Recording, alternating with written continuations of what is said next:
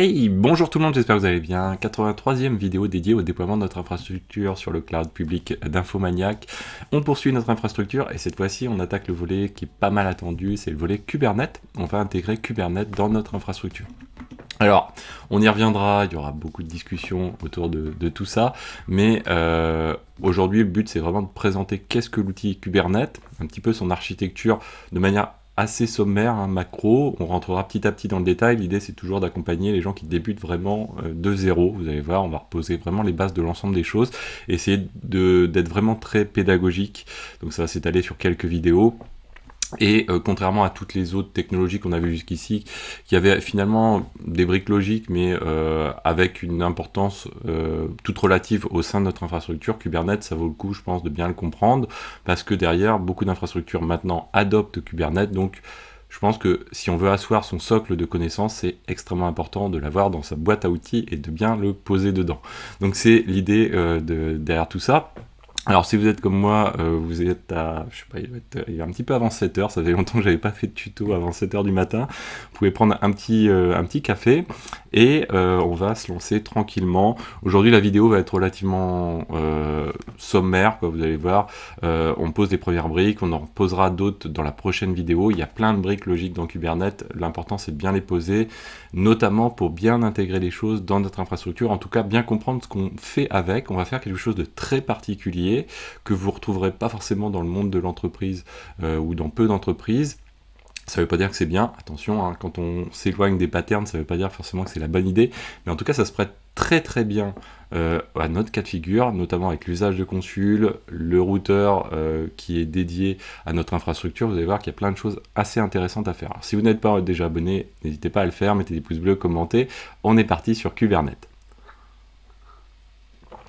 Alors, on va se prendre un schéma après, vous allez voir, on va faire crescendo dans cette vidéo, on va pas aller dans le détail comme je le disais. Alors d'abord, d'où est-ce que ça vient? Quelle est cette idée de partir sur Kubernetes? D'où est-ce que ça sort ce truc? Alors, jusqu'ici, et c'est un peu notre cheminement à l'heure actuelle, c'est ça qui est intéressant dans, je trouve, cette playlist, et le cheminement de se dire, ok, on a fait de l'infrastructure, on a posé plein de tools, on n'a pas encore déployé d'applicatifs vraiment, si ce n'est du Mattermost, ce genre de choses, mais en tout cas, on n'a pas utilisé de conteneurisation, mais si on l'avait utilisé, cette conteneurisation, qu'est-ce qu'elle nous aurait apporté à ce stade de notre infrastructure? Finalement, la principale chose qu'elle nous aurait apporté, c'est du packaging, donc la facilité à avoir des applicatifs packagé dans un environnement facilement délivrable, ou livrable plus exactement en français on va dire, et c'est une version améliorée des livrables qui existaient auparavant, c'est-à-dire des targz, des binaires, etc. La difficulté qui existait, ça on l'a vu lors de la vidéo précédente, c'était avant, on avait des choses relativement éclatées, des environnements pas forcément évidents à gérer. Les conteneurs apportaient cette forte solution-là. Si on allait un petit peu plus loin, on aurait vu Docker Compose également, qui lui apporte de l'orchestration, mais de containers. Alors ça, c'est un petit peu une difficulté au niveau des entreprises ou dans le monde professionnel, c'est-à-dire qu'en fait, on part du principe que Docker Compose est un orchestrateur, donc du coup on va s'appuyer fortement sur lui pour déployer les applicatifs, ce qui est bien finalement, mais ce qu'il ne faut pas oublier, c'est que derrière il y a aussi un écosystème, il y a un système sur lequel on pose tout ça, et ça veut dire aussi qu'il faut manager ce système. Il ne faut pas juste prendre un Docker Compose, déployer avec le Docker Compose, ça veut dire j'ai installé quelque chose sur ma machine. Non, la machine doit être elle aussi, il doit y avoir du hardening, des users, du monitoring tel qu'on l'a vu précédemment, et se trop centrer sur le Docker Compose, ça peut imposer des risques.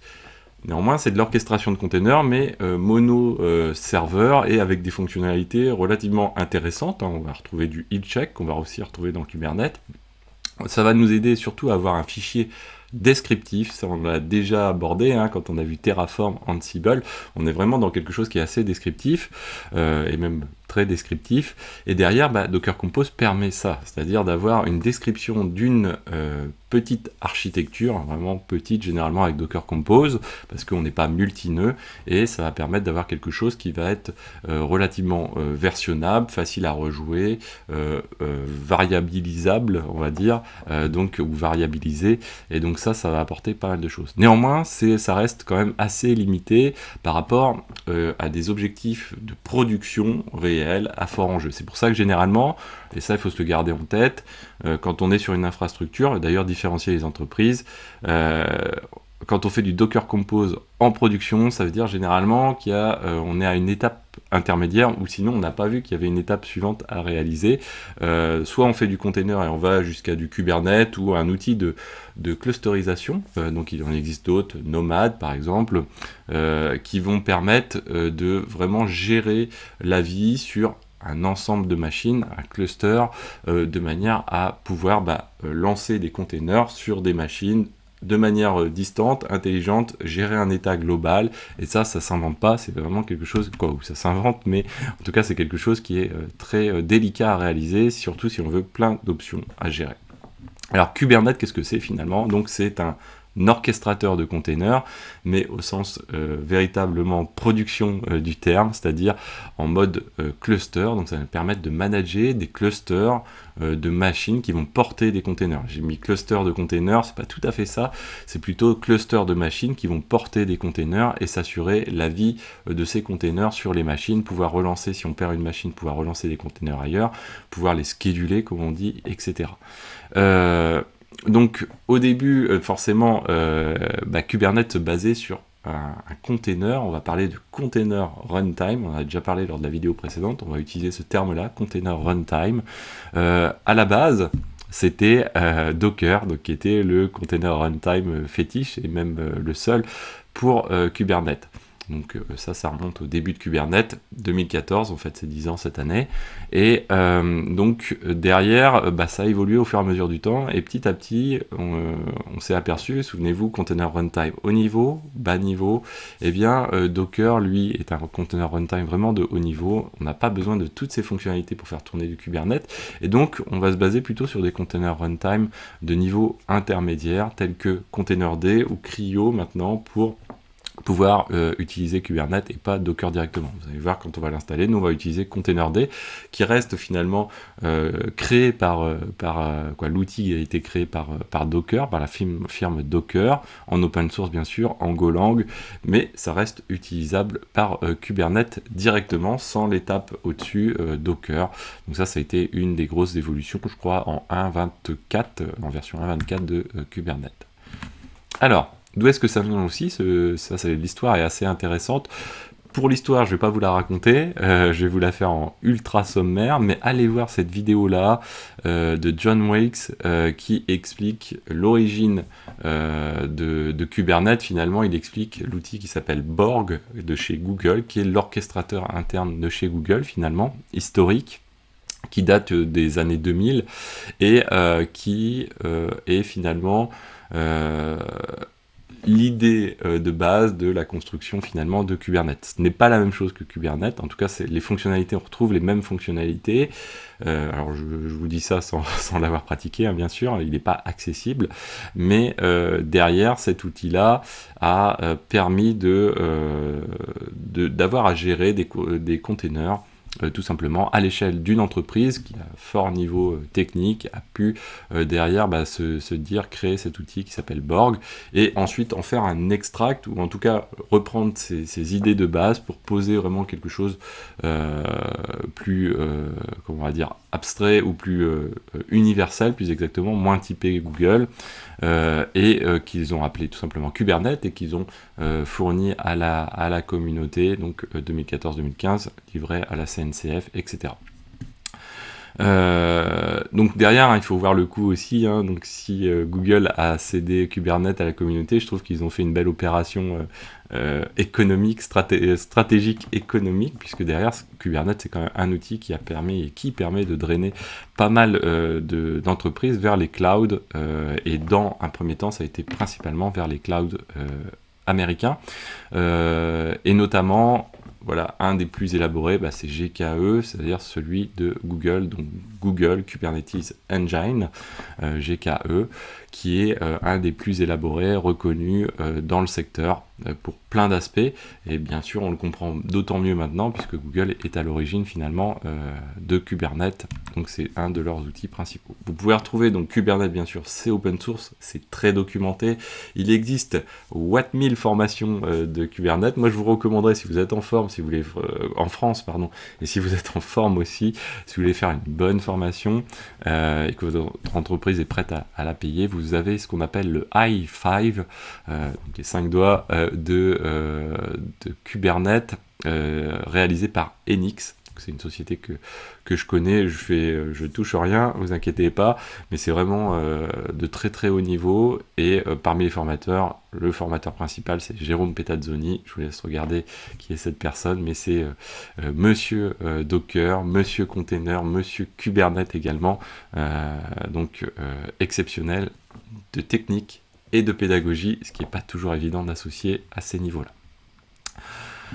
Donc, vous pouvez retrouver voilà, des dépôts, le dépôt officiel GitHub Kubernetes. Intéressez-vous aussi, si vous le souhaitez, au SIG, donc c'est les groupes d'évolution de Kubernetes aussi. Hein, donc, c'est Kubernetes, vous allez voir, il y a plein de briques logiques, et ces briques logiques sont découpées en groupes de travail finalement. Et ces groupes de travail ont des méthodes de travail vraiment spécifiques pour travailler, donc pour que les gens puissent travailler ensemble, pour que les évolutions puissent être poussées au niveau de Kubernetes avec le moins de risques possible. Et donc, c'est à travers ces SIG que sont réalisés ces ateliers de travail finalement, pour pouvoir pousser ces évolutions en fonction généralement donc de thématiques spécifiques. Vous avez du réseau, etc., du stockage, co. Alors, pourquoi utiliser Kubernetes? Alors, il y a pas mal d'aspects. Ce qui est important, c'est de cocher quand même plusieurs cases, et pas juste une seule case, et pas y aller parce que le voisin fait du Kubernetes, ou parce que c'est la mode d'en faire, etc. Plus ça va, plus il y a des intérêts à le faire, parce que derrière, ça draine vraiment beaucoup de choses, y compris de l'attrait pour des ressources humaines. C'est assez étonnant, mais ça fait partie des critères également, et ça devient finalement un peu ce qui était à son époque la virtualisation, les VMware Co. Et donc c'est devenu maintenant, avec la conteneurisation, Kubernetes devient un très très gros standard, même si, comme je vous le disais, ce n'est pas le seul orchestrateur, et c'est pas le seul très bon orchestrateur. Vous avez Nomad de HashiCorp, qui je crois a été forqué, mais qui lui a aussi d'autres intérêts et d'autres atouts que n'a pas Kubernetes. Donc voilà, c'est vraiment à voir au cas par cas. Je vous invite à aller voir la playlist dédiée à Nomad. Si vous voulez vous regarder juste l'introduction, vous allez voir un petit peu de quoi on parle. Alors pourquoi l'utiliser? Souvent les gens vont dessus pour faire ce qu'on appelle du scaling. Alors le scaling, le but c'est quoi? On a des workloads, donc applicatifs qui tournent. Imaginons on est un site de e-commerce, j'ai des frontaux, j'ai des outils de back-end pour gérer les commandes, pour envoyer des emails, pour faire de la gestion de mise en colis, pour du transport également. Et bien derrière je vais gérer tout ça, et ce qui peut se passer, c'est que je vais avoir des pics au cours de l'année, ou au cours de la journée, je vais avoir des pics de travail, de charge finalement, avec des variations de commandes par exemple. Donc là en e-commerce, la courbe elle est assez classique généralement pour la plupart des sites, c'est-à-dire qu'on va avoir des pics en début de soirée, on va avoir des pics éventuellement sur la phase méridienne, sur la phase de midi, et puis l'après-midi ça va être un peu plus calme, ça va être surtout très calme on va dire de minuit à 8h du matin, et ça fait que potentiellement, suivant les charges de travail que vous allez avoir, vous allez pouvoir vous dire, ok, dans les frontaux, moi ce que j'ai besoin, c'est que mes utilisateurs puissent passer des commandes. Donc là, on va partir sur un cas qui est pas réel, et qui est pas reproductible, on va dire. Mais imaginons, voilà, j'ai un site e-commerce, je veux optimiser un peu la gestion de tout ça. Ce que je peux faire, c'est partir sur des frontaux qui vont prendre de la charge donc à ces périodes-là de la journée, et donc du coup je vais les scaler, donc je vais démultiplier ce nombre d'instances par service. Donc si j'ai le service front 1, on va dire, eh bien je vais initialiser plusieurs front 1 en parallèle avec des containers, de manière à pouvoir scaler et supporter la charge qui est devant. Donc là je vais prendre mes commandes, donc ça va rentrer petit à petit jusqu'aux bases de données, etc. Et puis on va imaginer derrière tout ça, ça a des impacts sur la charge globale, et donc il va falloir scaler, augmenter le nombre d'instances, et puis au cours de la nuit, je vais pouvoir réduire mes instances. Alors plusieurs options possibles, etc. On va pas rentrer dans le détail, mais soit mon cluster Kubernetes est lui aussi scalable. Par exemple, si je suis chez un cloud provider, maintenant c'est extrêmement facile à obtenir. Donc on va avoir des clusters qui vont pouvoir grossir et réduire, c'est-à-dire que la nuit, je vais économiser de l'argent parce que je vais réduire la taille de mon cluster puisque je vais avoir moins d'instances. Et puis à mes pics, donc en début de soirée, je vais augmenter la taille de mon cluster, donc je vais dépenser plus d'argent finalement. Et voilà.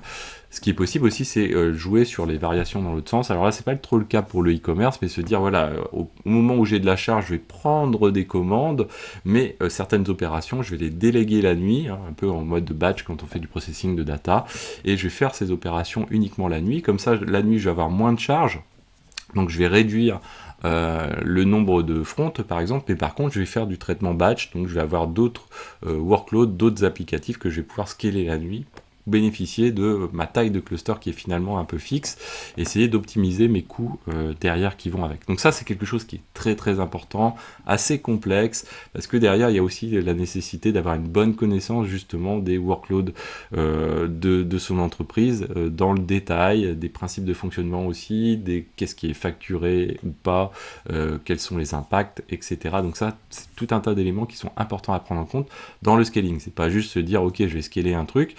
Scaler pour scaler, quand on a un nombre de machines fixes, ça ne va pas forcément apporter grand-chose. Vous l'avez compris maintenant. Le auto-healing, donc l'idée c'est la guérison un peu automatique, et même automatique, des services et des instances en question. C'est-à-dire que Kubernetes va nous permettre de checker l'état des services et en fonction de ça, de réaliser, généralement il y a deux types d'opérations, soit de se dire ok, le service en question n'est pas en mesure de prendre une charge, du coup le load balancer interne à Kubernetes qui est devant va couper les choses, va couper cette instance-là et ne lui enverra pas de trafic. Donc déjà, nativement, ça paraît assez intéressant. L'autre élément, c'est aussi de pouvoir le redémarrer directement à la volée cette instance-là, de manière à se dire ok, peut-être que simplement un simple redémarrage suffit, et là du coup ça va résoudre mon problème. Alors généralement, attention, ce genre de choses amène plein de sujets. C'est redémarrer une application, qu'est-ce que ça donne, à partir de quel moment je dois la redémarrer, qui me fournit l'information pour redémarrer, etc. Donc c'est pareil, ça ne s'improvise pas. La distribution, là c'est quelque chose qui est fondamental dans la conteneurisation, comme on le disait tout à l'heure, le passage en production, ça nécessite du coup le fait de pouvoir lancer, et ça vient avec le scaling ou l'auto-healing, c'est-à-dire si je perds un serveur, si je perds une instance, et la possibilité de la relancer à la volée, un peu n'importe où sur mon infrastructure, du moment que je suis capable de prendre la charge. Alors, il faut aussi apprécier si un serveur est capable de prendre la charge. C'est ce qu'apporte aussi Kubernetes, avec un outil, on va le voir, qui s'appelle le scheduler, qui va être lui en mesure de pouvoir prendre l'ensemble des paramètres via son algorithme et se dire, ok, je vais pouvoir mettre un container à cet endroit-là, ici je ne peux pas en mettre, donc voilà, je vais m'arrêter là. Donc ça, c'est assez important, mais la distribution apporte aussi quelque chose d'assez sympathique. Alors vous l'avez vu, par exemple, quand on a fait notre machine monitoring, on lui a collé plein de trucs, à la fin on a même rajouté le Loki dessus, etc. Eh bien, donc l'idée c'est de se dire, sur une même machine, je vais pouvoir pousser relativement assez loin l'utilisation des ressources et ajouter autant d'instances que je peux, de manière à pouvoir finalement densifier le nombre d'instances que je vais mettre dessus, puisque finalement, moins j'ai d'instances, moins ça coûte d'argent. Vous l'avez vu, vous, avec les coûts également Infomaniac, alors qui sont moins élevés que certains clouds, mais ça c'est quelque chose d'important, qui est valable en DC également, d'une manière un petit peu différente, mais c'est également valable en data center, mais c'est également valable dans le cloud. La distribution, donc cet aspect de répartition des instances, est lui très très important, et le cluster Kubernetes va apporter ça, c'est-à-dire qu'il a l'intelligence pour gérer ces choses-là. Alors il faut l'accompagner un petit peu, mais c'est beaucoup plus facile que de se le faire soi-même à la main, où c'est beaucoup plus délicat à réaliser. Donc là, très important, et en plus ça apporte Kubernetes apporte le monitoring, ou facilite le monitoring pour gérer cette densité, donc mettre le plus d'instances possible qui tournent sur une même machine, pas forcément du même service. Derrière, le déploiement, et oui, alors ça c'est un autre élément assez important de Kubernetes. Comme je le disais, Kubernetes draine beaucoup d'outils qui viennent avec lui. Il apporte notamment, il a remis sur le tapis, on va dire, le GitOps. Le GitOps, c'est de se dire, ma source de vérité, c'est un dépôt Git qui détient quelque chose qui décrit l'infrastructure que je veux avoir en termes de container dans ce cas de figure-là. Et bien, ce qui va se passer, c'est que je me dis, ok, moi j'ai un dépôt Git qui va décrire la suite de containers que je veux avoir avec son écosystème, son environnement. eh bien je vais avoir un GitOps qui peut être soit en mode push, soit en mode pull. C'est-à-dire en mode pull, je vais mettre un petit applicatif dans le cluster Kubernetes qui va se connecter à mon dépôt Git, qui va le checker régulièrement et qui va prendre l'ensemble des éléments pour pouvoir les déployer dans mon cluster Kubernetes, télécharger les images qui vont bien, etc. Voire même, et même maintenant la plupart le font, checker aussi les versions d'images qui sont disponibles sur les registries, donc on en a vaguement parlé, sur les registries. Donc en fonction du tag de l'image, je vais pouvoir me dire, ah attention, cet outil-là va dire, tiens, la version de l'image a évolué. Si on a des versions d'image relativement standards, type Semantic Version, SEMVer, vous allez pouvoir checker du coup si une nouvelle version est disponible, et l'outil va le checker pour vous et télécharger l'image quand c'est comme ça pour se mettre à jour automatiquement. Donc ça c'est quelque chose qui est très important. Du coup on va pouvoir l'intégrer dans des pipelines de CI/CD, tout ce process là, et à améliorer la vitesse du coup de déploiement, puisque c'est quelque chose qui est assez important, recherché dans les entreprises au cours des dernières années. C'est vraiment pousser le plus de nouvelles versions possibles d'applicatifs pour évoluer plus vite, toujours plus vite, etc. Donc là, c'est ce qu'apporte notamment Kubernetes, des améliorations dans ce domaine-là. Et puis une abstraction, pardon, c'est important, c'est comme pour la virtualisation un petit peu, mais on va dire vu différemment et qui apporte d'autres éléments. L'idée c'est de se dire, on va positionner un outil qui va permettre de gérer un container engine finalement, le manager, et derrière, peu importe l'OS que je vais avoir, alors, modulo quand même quelques petits éléments, peu importe le hardware également que je vais avoir, modulo aussi, pas de faire des grands écarts, encore que maintenant avec les GPU, etc., il y a plein de choses où Kubernetes commence à évoluer, mais toujours est-il, l'idée c'est de se faire une couche d'abstraction avec ce qui est en dessous, et surtout de pouvoir, comme je vous disais tout à l'heure, distribuer. Donc si j'ai besoin de mettre à jour une machine, des OS de machines, je vais pouvoir sortir facilement ces machines du cluster Kubernetes.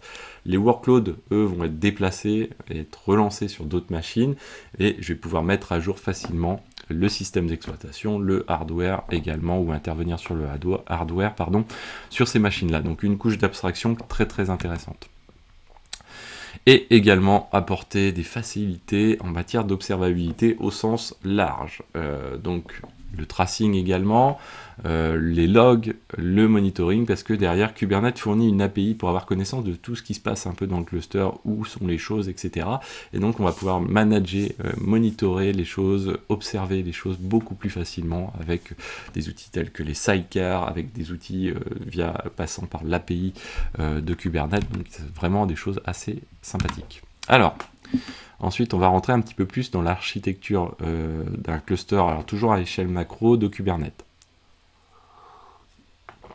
Ça pique un peu de faire des vidéos le matin aussitôt. Ça faisait très longtemps que je n'avais pas fait ça. J'avais fait ça au début de la chaîne, mais pendant 2 ans, je crois, 2-3 ans au début de la chaîne, et j'avais un peu arrêté.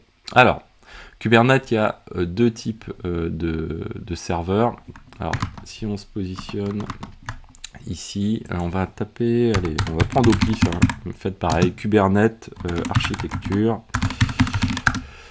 Il y en a pléthore, tout comme la vidéo que je vous fais aujourd'hui, il y en a pléthore sur le web, donc je ne suis pas un inventeur dans ce domaine, on va dire. On prend n'importe lequel un peu, on va retrouver à peu près les mêmes choses. Modulo, avoir quelque chose de lisible et sympathique. Celui-ci, il est quand même plutôt sympathique, il est pas mal. Allez, on va dire qu'on va partir sur celui-ci. On va ouvrir l'image ailleurs. On va zoomer légèrement. Voilà. Donc, on a deux types de serveurs dans un cluster Kubernetes. Ça, c'est important. On pourrait en avoir un seul. C'est pas la bonne idée quand on fait de la production. On a deux types de serveurs, les master nodes et les worker nodes. Vous voyez ici. Ici, je l'ai remis. Les master nodes, comme son nom l'indique un petit peu, le but de ces serveurs-là, et il vaut mieux réserver ces serveurs-là pour cela. On peut bypasser ce process-là, mais il vaut mieux éviter de le faire, surtout en production. Le but, c'est de manager le cluster Kubernetes, c'est-à-dire où vont être les pods, dans quel état sont les worker nodes du cluster, donc les autres types de serveurs du cluster, la gestion de tout ça. Assez souvent, la gestion aussi de la base de données qui permet de manager le cluster, puisqu'il faut stocker ces données pour savoir où sont mes containers, etc. On ne va pas interroger en permanence. Alors ça, indirectement, c'est ce qui se passe, Mais en tout cas, on a une base de données qui stocke l'état finalement de notre cluster Kubernetes, qui elle aussi est très importante. Et puis à côté, donc c'est aussi ce qu'on appelle les masternodes, le control plane. Donc finalement, l'idée c'est de contrôler l'état de notre cluster. Et puis à côté, on a les worker nodes. Donc les masternodes généralement, pour diverses raisons, notamment pour, par exemple, la base de données, qu'on va y stocker assez souvent. Les masternodes, on va considérer qu'il faut être sur un nombre impair, lié notamment à l'intégration de protocoles Raft, au niveau de la base de données par exemple, et derrière un système d'élection, derrière ce protocole Raft, où on ne doit pas être en nombre pair pour éviter d'avoir une élection où finalement deux votants vont déterminer deux leaders, différents, et du coup on se retrouve avec un match nul, et là on sait plus quoi faire. Donc là il faut éviter ce cas de figure là, donc pour ça il faut avoir 1, 3, 5, 7 masters. En avoir plus n'apporte pas forcément d'intérêt, mais en tout cas 3-5 généralement c'est ce genre de choses qui peut être intéressante. Pas forcément des machines physiques, ça peut être des machines virtuelles sur les masters, ça pose pas trop de soucis, sur les workers également, mais sur les workers ça peut être aussi intéressant de gérer directement de la machine physique. Les worker nodes, eux, donc leur but, c'est de récupérer les workloads, donc de faire tourner les containers de nos applicatifs. Ça ne veut pas dire qu'il n'y a pas de containers sur les masters qui tournent, ça ne veut pas dire qu'il y a de ce qu'on appelle des pods, on y reviendra, qui tournent sur les masters. Il y en a qui tournent, mais ils sont dédiés vraiment à la gestion du cluster, et pas finalement à la gestion de nos applicatifs à nous. Donc les worker nodes, eux, le but c'est finalement ils disposent d'un petit agent qui lui a pour charge de lancer, grâce au container runtime qu'on utilise sur notre cluster Kubernetes, de lancer finalement les containers qui correspondent. Et derrière, du coup, Kubernetes, lui, il est composé de différents services avec des types différents en fonction des nœuds. Suivant qu'on soit sur des master nodes ou sur des worker nodes, on va avoir des composants différents qui vont être dessus. Ça semble un petit peu logique, mais voilà. Alors, pour pouvoir attaquer notre cluster Kubernetes, on va utiliser une API interne au cluster, qui est située sur les masters, et pour taper sur cette API, on va utiliser des clients. Ça, il faut l'avoir toujours un petit peu en tête. Je le mets tout de suite de côté, finalement, ce qu'on appelle kubectl, donc c'est un client, ou kubectl, ça dépend, il y a plein de manières de le dire. Des librairies, Python, ou ce que vous voulez, Go, etc., qui vont permettre de taper également sur cette API, du curl, si vous souhaitez le faire également. Alors, sur les masternodes, qu'est-ce qu'on retrouve ? Du coup, de fait, on retrouve cette fameuse API sur laquelle les clients viennent taper dessus. Elle permet de manipuler les requêtes entrantes pour différentes raisons. La sécurité notamment, puisqu'on va utiliser des certificats ou des tokens pour s'assurer qu'un client a bien le droit de se connecter. Ça, c'est quelque chose qui est assez important, parce que sinon, il peut nous envoyer des informations erronées, etc. Donc le but, c'est de vérifier les choses. Est-ce qu'il a le droit de le faire en lecture, en écriture, sur tel et tel composant. Et donc lui, l'API serveur, il va fournir finalement les résultats, ou il va enregistrer les résultats dans la base de données qui est derrière, qui est stockée également généralement sur ces masternodes. C'est pas forcément le high level de la production. Dans high level de production, ce qu'on fait, c'est on sort aussi cette base de données du cluster Kubernetes pour l'avoir vraiment dans un petit coin à part. Là, assez souvent, on va le retrouver sur les masternodes aussi. C'est un moyen un petit peu de capitaliser sur les masternodes et éviter d'avoir trop de composants aussi.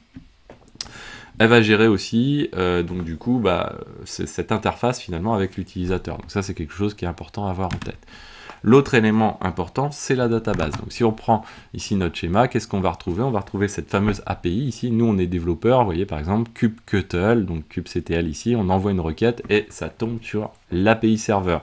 L'API serveur, elle vérifie que il y a bien le certificat ou le token qui permet de faire l'action en question.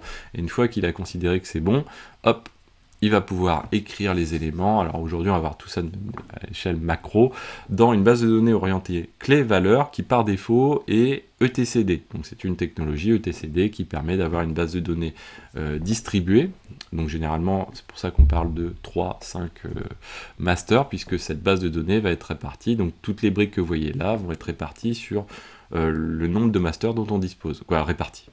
Chaque master va disposer d'une version de ces éléments-là, et donc la base de données va être répartie sur, vous voyez par exemple dans notre cas de figure ici, 3 masters en question, et donc si on perd un des masters, ça pose pas de souci, puisqu'il nous reste encore d'autres données, les données restent encore valables. Donc l'API serveur permet de taper sur cette etcd, donc cette base de données, pour pouvoir soit écrire de l'information en entrée, soit en sortie, donc récupérer de l'information. Et ça, c'est valable à la fois pour le client, ça c'est quelque chose à avoir en tête, ou les librairies qui viennent taper de l'extérieur, mais aussi pour tous les composants internes, vous voyez, qui sont reliés et qui tapent sur l'API serveur. Donc que ce soit au niveau des master nodes, on va avoir des éléments qui vont venir taper sur cette API serveur, ou au niveau des worker nodes, on a un agent qui s'appelle Kubelet, qui lui est connecté en permanence avec l'API serveur aussi, pour pouvoir interroger sur les actions à réaliser. Donc ça c'est quelque chose qui est important, et ce qui est important aussi à voir, c'est que dès lors que vous voyez quelque chose des flèches noires, vous voyez ici par exemple, ça veut dire qu'il y a des certificats ou des tokens qui existent, alors principalement des certificats, pour s'assurer que l'outil en question a bien le droit de se connecter avec l'autre outil, que les deux puissent s'interconnecter finalement en mode un petit peu, en mode MTLS. Donc ça c'est la database, elle permet de stocker finalement l'état de notre cluster, que ce soit l'état des serveurs, mais aussi l'état des composants, des containers, etc. Alors, le contrôleur manager. Alors, on pourrait mettre un S à contrôleur, puisqu'en fait, il y a vraiment plein de contrôleurs dans Kubernetes. Kubernetes est fait de contrôleurs avec des boucles, avec un système de boucles de réconciliation. Donc, chaque contrôleur a ce principe de fonction de boucle de réconciliation. Alors, si vous tapez, par exemple, loop reconciliation loop Kubernetes, voilà, toc, image. Vous allez tomber sur le cas classique, voilà. Le principe de la boucle de réconciliation de Kubernetes, elle est très simple. C'est de se dire, voilà, j'ai un truc que je vais observer, donc la base de données, principalement, en tout cas, l'API serveur qui va nous permettre d'accéder à la base de données. On va observer l'état de quelque chose. On va constater un différentiel éventuellement, ou pas de différentiel, ça dépend.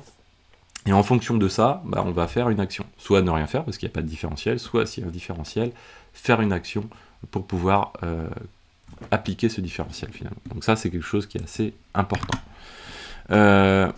Derrière, donc il existe plusieurs contrôleurs. On reverra ça quand on va voir chacune des briques un petit peu élémentaires, on va dire, de Kubernetes. Le deployment controller, le replica set controller, le pod controller, etc. Donc tous ces petits amis existent et sont importants pour le fonctionnement de cette boucle de réconciliation globale finalement au niveau du cluster, puisqu'on va voir au niveau du cluster, il y a une brique essentielle qui n'est pas le container finalement, mais qui est le pod. Au niveau du cluster, c'est le pod. Au niveau du container runtime, ça reste le container. Mais voilà, c'est quelque chose qui est assez important à avoir en tête. Donc ce contrôleur manager, il va permettre de gérer l'ensemble des contrôleurs finalement et des actions de vérification. Il se situe sur les masternodes, très important. Ensuite, on va voir le scheduler. Et oui, parce que du coup, quand on va voir ces contrôleurs qui vont tourner, ces contrôleurs vont mettre à jour en cascade des éléments de TCD, des kinds en fait, donc des types d'objets principalement, parce que tout est un peu objet dans Kubernetes. Va mettre à jour des types d'objets, et à un moment donné, on va tomber sur cet objet fondamental qui est le pod. Le pod, c'est celui qui est la représentation au niveau du cluster Kubernetes de la répartition des containers, de l'état des containers et des statuts des containers. Donc ce pod, il peut contenir un à plusieurs containers, tout ce qu'on va dire aujourd'hui dessus, et on va en avoir un à plusieurs qui vont tourner sur les worker nodes principalement, comme je vous disais, éventuellement quelques-uns sur les master nodes, mais sur les worker nodes principalement. Et lui, le scheduler, ce qu'il va faire, c'est qu'il va dire, ok, moi ce que je check, c'est est-ce que j'ai des pods à faire tourner, ou est-ce que j'ai des actions à faire tourner à distance sur mes worker nodes. Donc il va gérer ça, donc il a un algorithme finalement pour pouvoir dire, écoute, j'ai pris des actions à réaliser, par exemple on me demande de créer de nouveaux pods ou de nouveaux éléments, je regarde dans le TCD donc si j'ai des nouvelles actions à réaliser, je regarde également si j'ai des nodes qui sont plus en mesure d'en recevoir que d'autres, donc d'où un intérêt, d'où un algorithme algorithme derrière qui va permettre de calculer les choses. Et je vais demander du coup à des agents distants, parce que je détermine et je dis tiens, bah, c'est sur ce worker-là par exemple que ça vaut vraiment le coup d'en lancer un, et bien je donne à l'agent distant l'ordre de réaliser finalement l'action en question, et lui va se baser sur le container runtime qui est juste en dessous. Alors historiquement c'était Docker, maintenant containerd, et je lui donne l'ordre de réaliser les actions en question sur le serveur distant. Donc c'est le kubelet lui qui va avoir à charge de réaliser ça.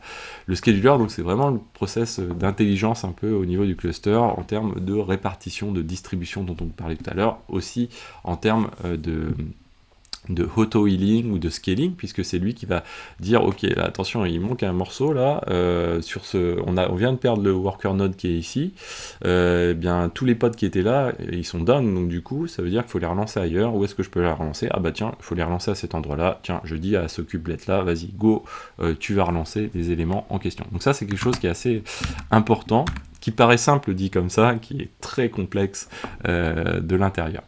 Le kubelet, lui, bah donc du coup, il tourne, il fait partie des éléments qui tournent sur les worker nodes. Ce kubelet, c'est finalement l'agent de Kubernetes derrière. Alors je sais plus, il y a une signification au niveau du nom kubelet, je vous la retrouve pas comme ça, je l'ai plus de tête. Bon, c'est pas grave.